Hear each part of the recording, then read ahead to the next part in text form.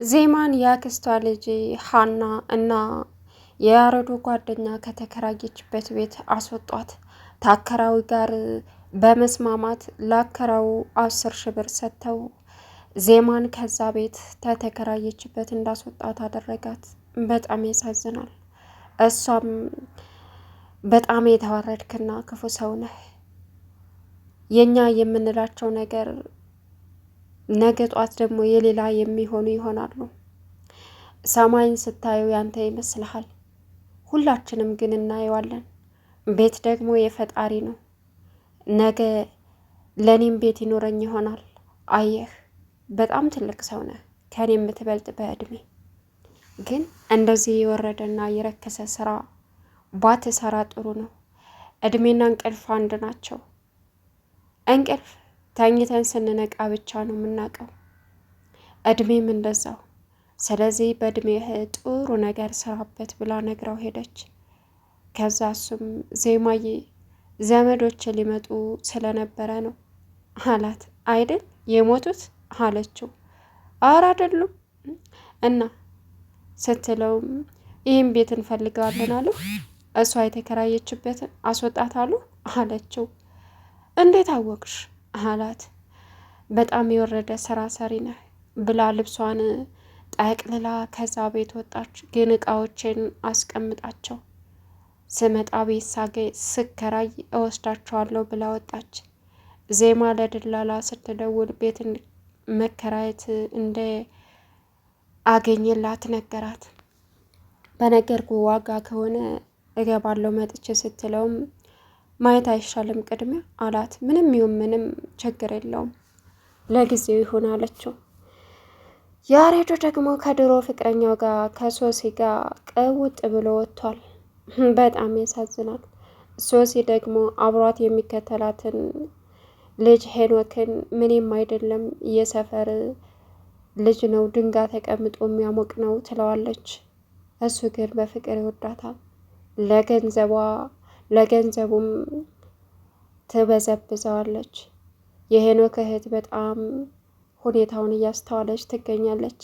ሰላም ውድና የተከበራችሁ የቻናል ቤተሰቦች እንዴት ናችሁ? ልይ ሰላማችሁ ይብዛልኝ። ለዚህ ቻናል አዲስ የሆናችሁ ሰብስክራይብ እያደረጋችሁ ቪዲዮውን እስከ መጨረሻው ተከታተሉ። ዜማ ቀጣይ ፓርት ይዘን መጥተናል ማለት ነው። ያሬዶ በእርግጥ ዜማን በጣም ይወዳታል። ግን ቢሆንም ደግሞ ቀርቦና ተረድቶ የተወያዩት የተነጋገሩት ነገር የለም። በጭፎን ይፈርድባታል። ሀናና ጓደኛው በሚያደርጉት ነገር እሱም እውነት ነው ብሎ አምኖ ተቀብሏል። ዜማ በፍጹም አላስደበደበችውም ያሬዶን። ያሬዶ ደግሞ እስከ መሞት ድረስ አድርሰሽኛል ብሎ ተናገራት።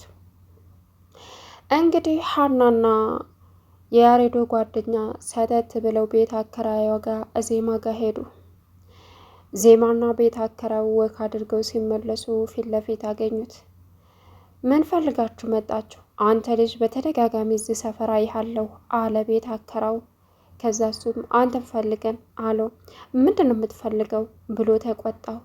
በቁጣው ሀናና የያሬዶ ጓደኛ በአከራው ፈሩ። ምንድን ነው የምትፈልጉት? ብናናግርህ ፈልገን ነው አሉት።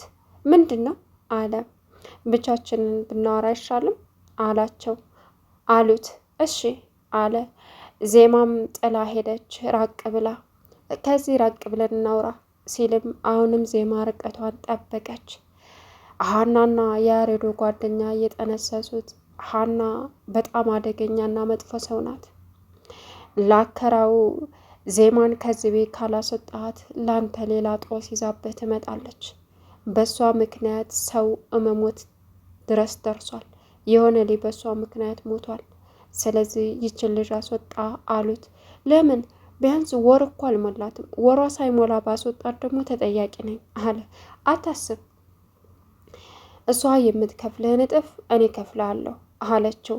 ምን አለ? አዎ አካውንት ስጠኝ 10,000 ብር ከፍላለሁ አለች። እሷን ካስወጣህ ስትለው ቤት አከራውም እሺ እኔ ቢዝነስ አይደለ አለ። ግን የያሬድ ጓደኛም አልበዛም አለው።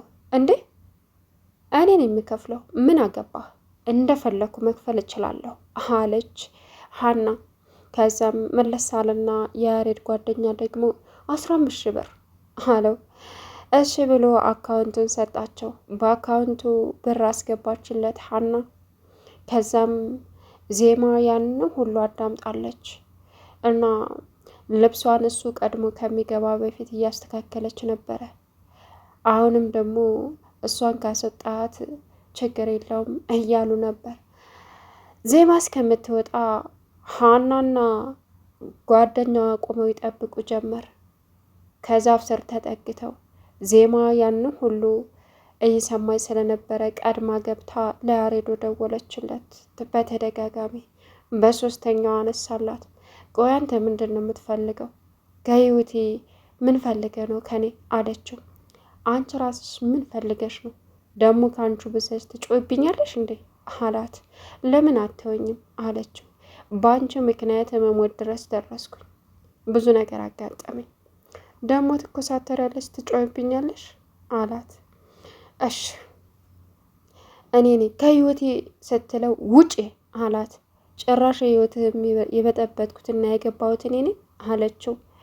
አዎ በዙሪያ ስትዞሪም ሆነ እንዳይሽ አልፈልግም አላት።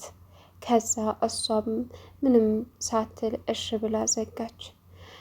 በጣም ያሳዝናል። ዜማን የሚሰማትና የሚረዳት ማንም ሰው አላገኘችም። ያሬዶ በጣም ያፈቅራታል፣ ግን ቢያፈቅራትም ደግሞ ችግሯን ሊረዳት አልቻለም። ይሄ ሁሉ ሴራ እያሴሩ ያሉት የሀና ጓደኛ የቀድሞ ጓደኛዋና ሀና ናቸው። ሀና ገና ብዙ አሳያታለሁ፣ የሚወደውን ነገር ብዙ አሳጥታኛለች። ስለዚህ እኔ እኮ ሀና ነኝ የእናቷ ልጅ እያለች ትላለች። ዜማ ሰውየውን አከራዊንም በምክር መልኩ ተናግረው እቃዎችን እዚሁ ይቀመጡ ብላ ወጣች። ወታ ዜማ በጨለማ ሻንጣን ይዛ ቁጭ እንዳለች የቤት አከራይ ደላላ ደውላ ጠየቀችው። ዜማ ቤቱ ተገኝቶልሻል አላት። እሺ ቆንጆ ቤት ነው አለችው። አዎ እንግዲህ መተሽ ስታዩ አይ እና ቃይን ይዤ ልምጣ ስትለውም መጀመሪያ ብታዩ አይሻልም አላት።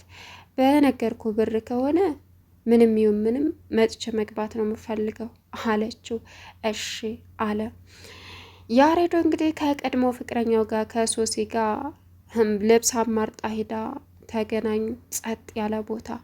እናም ፍቅር ይዞሃል ወይም ፍቅረኛ ጀምረሃል ስትለው አይ የለኝም አላት። አንቺስ ሲላትም ኖ ሪሌሽንሽፕ ላይፍ ማፊ አለችው። ከዛ የምርሽን ነው አላት። በስራ ከሆነ አዎ ባለፈ የሆነ ልጅ ጋር ያለው ሲላትም እሱ እኮ እንዴት ከበዛ ትጠረጥረኛለህ? እሱ እኮ በጣም ሰፈር ቁጭ ብሎ ድንጋይ ሲያሞቅ የሚውል ልጅ ነው እና የሆነ ስራ መስራት ፈልጌ ሱቆችን ስለሚያውቅ እንዳስጎበኝና እንዳፋልገኝ ፈልጌ ነው አለችው። ምንድን ነው እሱ? ቡቲክ፣ ትንሽዬ ቡቲክ መክፈት ፈልጋለሁ አለችው። ኦ ጥሩ ነው። ለዛም ነው ይህን ልብስ ለብሰሽ ይህን ልብስ ከቡቲክ እየለበሳችሁ ነው ያያችሁ ሁሉ እናንተ ላይ የሚያርፈው አላት። ኧረ እባክህ እንደዛ እያልክማ ታሳፍረኝ አለችው። የምሬድ ነው አላት። ከኔ ይልቅ አንቺ ላይ ነበረ ቀደም ስናልፍ አይናቸው ህዝቡ በሙሉ ያረፈው አላት። እንደዛ አትበል አለችው። እንደዛ አትይ ሶሲ፣ ደግሞ እይታሽን ገርሞኛል። ከዚህ ጊዜ በኋላ ከስንት ዓመት ግንኙነትና ርቆት በኋላ እንደዚህ ለኔ ያለሽን ስሜት በቀላሉ ተረድቻለሁ አላት። እንዴ የመጀመሪያ ፍቅረኛ የኮነ በጣም ነው የምወደው ያሬዶ አለችው። ከዛ እርቦኛል እራት እንብላ ስትለውም እሺ ብሎ እየተጓዙ እያሉ ዜማ እድሮ መቀመጫቸው ቁጭ ብላ አያት። ያሬዶ ትክ ብሎ ማየት ጀመረ። ሶሲም ያሬዶ ምንን ተመሰጥክ እኮ ምንድን ነው ደንግጠሃል ተርበተበት ካለችው አይ ምንም አላት። ብጠይቀው ፈዞ ቀረ። ዜማ ላሽ ብላ ከፊቱ ጠፋች ከሴትም ጋር ስላየችው። ከዛ በቃ ወደ ቤት መሄድ አለብኝ አላት። ምንን ነው ለምን አለችው ሶስና። አይ በቃ መሄድ አለብኝ ብሎ ሄዶ ቤት ውስጥ በቃ እሷን ማስታወስ ጀመረ። ጸባይሽ እያለ የሶስና ፍቅረኛ ደግሞ እንግዲህ መንገዱን በሙሉ እሷን እየተከተለ ይኖራል። በጣም ያሳዝናል። አሁን ያሬዶ ጋር ሄዶ ያሬዶን ላናግረህ ስለ ሶሲ አለው። አሁን ሶሲ የዛ የሄኖክ ፍቅረኛ መሆኗን ያሬዶ ካወቀ እንግዲህ ዜማን ይረዳትና ይቅር የሚባባሉ ይመስለኛል። ዜማ ግን በገዛ እህቷ መሰቃየቷ ከአከራይ ቤት ጀምሮ በጣም ያሳዝናል። ሲቀጥል ሀና ቤቱን እከራያለሁ ብላ ዘው ብላ እዛ ቤት ገባች። ይገርማል። እናም የዜናን ዕቃ ለመውሰድ ተዘጋጀች። እንዴት ዕቃ ብትለኝስ መታ እዩልክ ሚስጥራችን በመካከላችን ይቅር። ይህ ዕቃ እኔ እንደወሰድኩት ካየች በጣም ከባድ ነው። አልመጣችም አይደል አለችው። አዎ አልመጣችም አላት። ማታ ስላሳዘነችኝ እኔ ቤት ነው ያሳደርኳት አለችው። ምን አላት? አዎ አሁን ይህን ዕቃ ልወስደው ነው። ስለዚህ ይህ ዕቃ ደግሞ እኔ እንደወሰድኩት በፍጹም ዜና ማወቅ የለባትም አለችው። ከዛ የኔ ልጅ አንቺ ስትታይም የጥሩ ሰው ዘር ትመስያለሽ፣ እባክሽን ይህ የተበጣጠሰ ዕቃ ይቅርብሽ አላት። አይ ሚስጥራችን ግን እንደተደበቀ ነው ስትለው የበፊት አካውንት አለህ አይደል አለችና 1000 ብር ልኬልሃለሁ ስትለው ተደሰተ። የቤት አከራው ዜማ ግን ዘው ብላ ገባችባቸው። እናም ቸሬም ደነገጠ። ቤት አከራው ሀናም ደንግጣ ቁማ ቀረች እንደ እንጨት ሐውልት። ያሳዝናል። ዜማ ግን ቢገርፏት የማትወርቅ ጠንካራ ልጅ ናት። አሁን ያሬዱ ወደ ሶስና ልቡ ቢሄድም ግን ከዜማ ተስፋ አልቆረጠም።